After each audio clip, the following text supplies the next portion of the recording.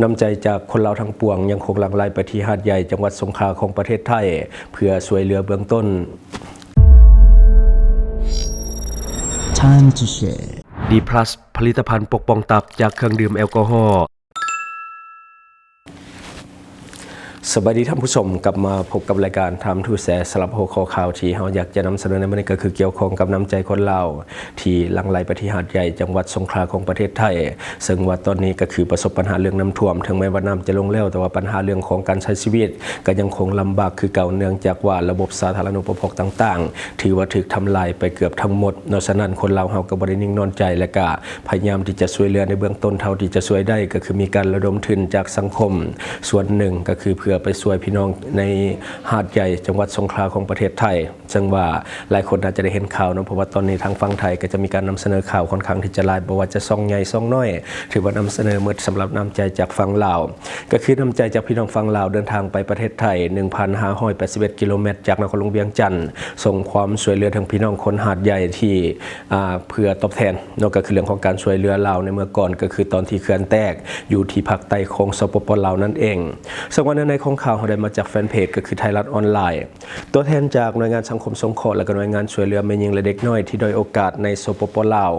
ทานเวียงประจิตรศรีวิสัยหรือว่าเล็งหัวหน้าหน่วยงานและก็ทานดาราศิลป์สุทธิพงษ์หงหัวหน้าหน่วยงานช่วยเหลือเรื่องของแม่หญิงและเด็กน้อยที่ด้อยโอกาสท่านนางโบพิจิกาบุญกว้างอดีตผู้จัดการทีมเตะบานก็คือทีมสัตว์ลาวได้นำเอาข้าวของและก็หมอนผ้าห่มขึ้นรถตู้เพื่อเดินทางจากนครหลวงเวียงจันทร์สปป.ลาวไปแจกจ่ายให้พี่น้องชาวหาดใหญ่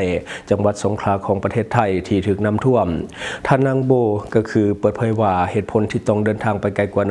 1,581 กิโลเมตรมาส่วนในครั้งนี้เป็นเพื่อตอบแทนน้ำใจคนไทยที่ว่าเคยช่วยเหลือคนลาวตอนเขื่อนเซเปียนเซน้ำน้อยแตกที่แขวงอัตตปือในปี 2018 ที่ผ่านมานี่เป็นจุดเริ่มต้นที่ประชาชนลาวทั้งปวงทั้งประเทศร่วมกันบริจาคเงินผ่านมูลนิธิช่วยเหลือแม่หญิงและเด็กน้อยที่ด้อยโอกาสระยะทางจากเวียงจันทร์สปป.ลาวก็คือไปถึงหาดใหญ่ประเทศไทยโดยการขับรถแมนประมาณ 1,581 กิโลเมตรหากว่าเดินทางด้วยรถยนต์จะใช้เวลาประมาณ21-22 ชั่วโมงโดยบ่หยุดพักซึ่งถือว่าไกลๆและก็เป็นการเดินทางจากภาคเหนือสุดของภาคอีสานลงไปเกือบฮอดภาคใต้สุดของประเทศไทยโดยเหตุนี้คณะจึงตัดสินใจที่จะนั่งเครื่องบินหรือว่าเรือบินเพื่อที่จะไปฮอดให้ไวที่สุดถ้านั่งโบเก่าตลอดการเดินทางบ่แม่นเรื่องง่ายเลยที่พวกตนเนาะที่ว่าบ่ฮู้จักภัยแล้วก็มาด้วยใจล้วนๆจังได๋ก็ขอขอบใจผู้ที่ว่าซื้อจิ้วแล้วก็เป็นผู้ใหญ่ใจดีจากหอการค้าจังหวัดละนองที่ช่วยประสานงานหารถตู้แล้วก็ที่พักให้พร้อมด้วยพี่หญิงเป็นคนขับรถที่สิ้นกับเส้นทางและพาคณะไปซื้อเครื่องและยังสวยคนของต่างๆที่เกียมเอาไปบริจาคด้วยอันนี้ก็คือเนื้อในของข่าวนอกก็คือนี่แมนอีกหนึ่งน้ำใจเล็กๆน้อยๆจากคนลาวเนาะที่ว่าบีแบงน้ำใจก็คือเรื่องของการบริจาคทรัพย์สินของตนเองเล็กๆน้อยๆเพื่อที่จะช่วยพี่น้องชาวหาดใหญ่จังหวัด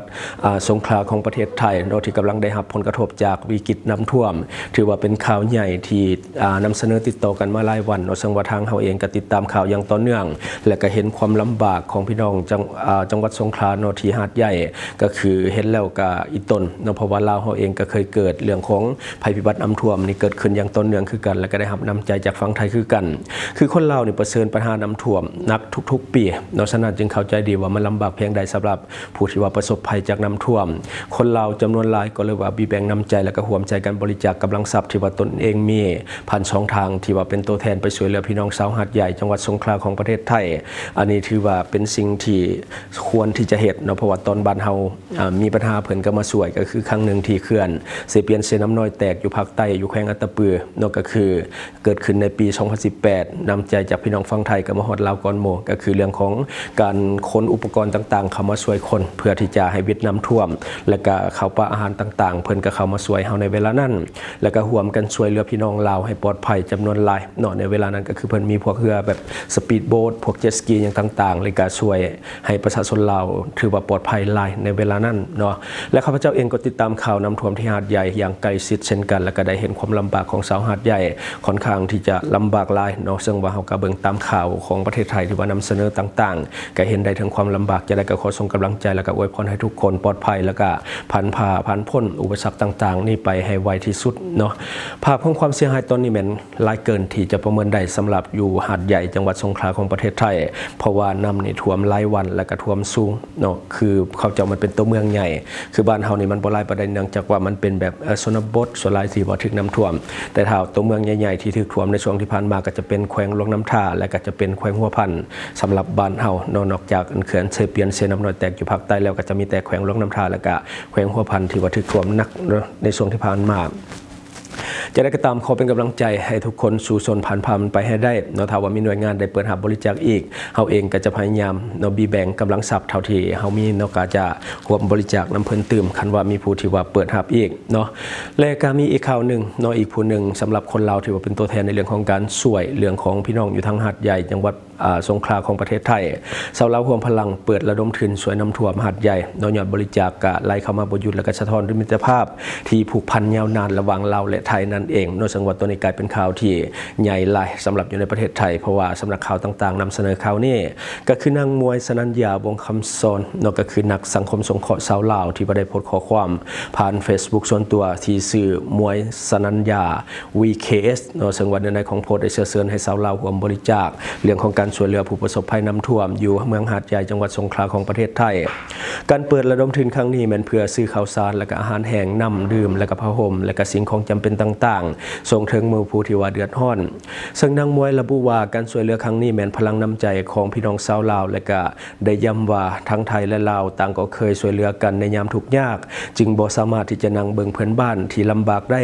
การระดมทุนในระบบก็คือ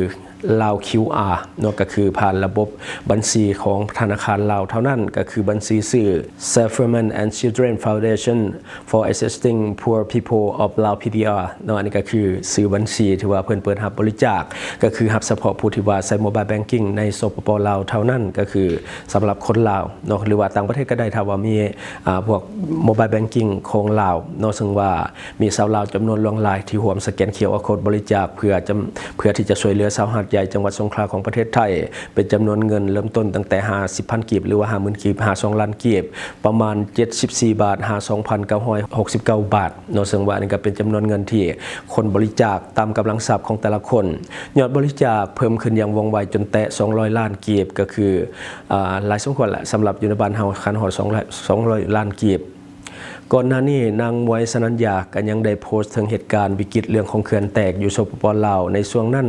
คนไทยหรือว่าพี่น้องทางฝั่งไทยก็เคยช่วยเหลืออย่างอบอุ่นมาแล้วคำเว้าของนางมวยได้กล่าวตื่มอีกว่าตอนที่ว่าบ้านเฮามีเขื่อนแตกเรามีคนช่วยอย่างลวงหลายแล้วเฮาก็จะบ่ช่วยเขาเลยบ่อันนี้คือคำเว้าของนางมวย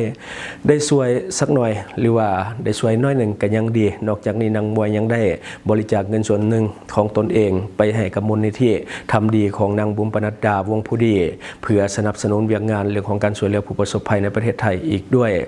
สรุปก็คือการระดมทุนในครั้งนี้เป็นอีกหนึ่งหลักฐานที่แสดงให้เห็นว่ามิตรภาพไทยลาวยังคงแน่นแฟ้นและก็อบอุ่นเสมอมาบ่ว่าจะเวลาผ่านไปดนปานใดก็ตามเนาะอันนี้ก็คือในของข่าวที่ทาง27เพิ่นได้มีการเขียนไปเนาะก็คือโดยส่วนตัวเฮาเชื่อว่ายังมีคนลาวอีกจำนวนหลายที่อยากจะช่วยพี่น้องทั้งจังหวัดสงขลาหรือว่าหาดใหญ่ของประเทศไทยเนาะซึ่งว่าหลายคนก็ฮู้เรื่องของการบริจาคแต่ว่าบางคนก็บ่ฮู้ถ้าว่า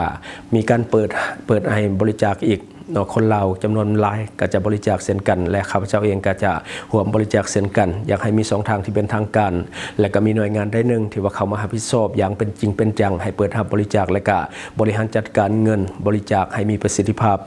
สูงสุดเนาะอันนี้คันมันมีหน่วยงานได้หนึ่งเข้ามาแท้ๆนี่ก็เชื่อว่าหลายคนอยากจะบริจาคคือกันและเฮาก็จะบริจาคคือกันและการเฮาเองก็ยินดีเป็นสื่อกลางคันว่ามันมีหน่วยงานได้หนึ่งเนาะหรือว่าขอความช่วยเหลือทางรายการเฮาในเรื่องของการประชาสัมพันธ์หรือช่วยนำเสนออย่างต่างๆทางรายการของเฮายินดีที่จะนำเสนอให้แล้วก็เป็นสื่อกลางในเรื่องของการ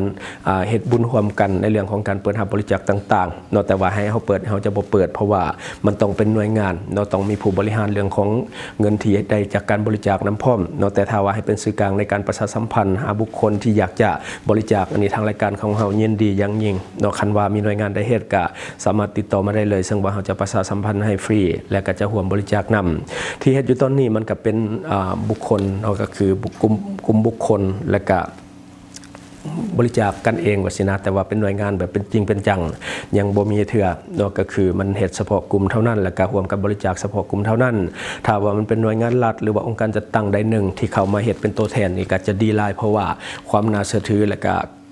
ความไว้ใจเนี่ยมันก็จะสูงเนาะซึ่งว่าคนในสังคมก็จะบริจาคหลายขึ้นเชื่อว่ายอดมันจะสูงอย่างแน่นอนถ้าว่ามีหน่วยงานองค์การจัดตั้งใดหนึ่งเนาะเป็นผู้ที่ว่าเป็นตัวแทนในเรื่องของการรับบริจาคและก็บริหารจัดการและก็นำเงินดังกล่าวไปช่วยเหลือพี่น้องทางฝั่งไทยเชื่อว่าหลายคนก็จะอยากบริจาคคือกันคันว่ามีแนวนั้นแท้และการเฮากันยินดีที่จะประชาสัมพันธ์ให้อย่างแน่นอนเนาะอันนี้ก็คือสิ่งที่เฮาเก็บมาเล่าสู่ฟังหวังว่าท่านจะได้รับสาระดีๆสำหรับท่านที่ว่าเบิ่งรายการเฮาอยู่คิดเห็นจะได้กับสิ่งที่ว่านำเสนอไปก็อย่าลืมฝากไว้ใต้คอมเมนต์ของเฮาเลยข้าพเจ้าจะเข้าไปอ่านด้วยตนเองขอขอบใจ ช่องทางที่คุณสามารถรับชมข่าวสารจาก Time to Share Studio Fanpage Time to Share Laos YouTube Time to Share TikTok Time to Share Laos Facebook สิงห์ดาราสายลินอยู่เมืองลาวใช้แต่เงินกีบลาวและส่งเสริมผลิตภัณฑ์ภายในเพื่อลดพรการนำเข้าสินค้าและแก้ปัญหาเงินตา Subscribe for more video.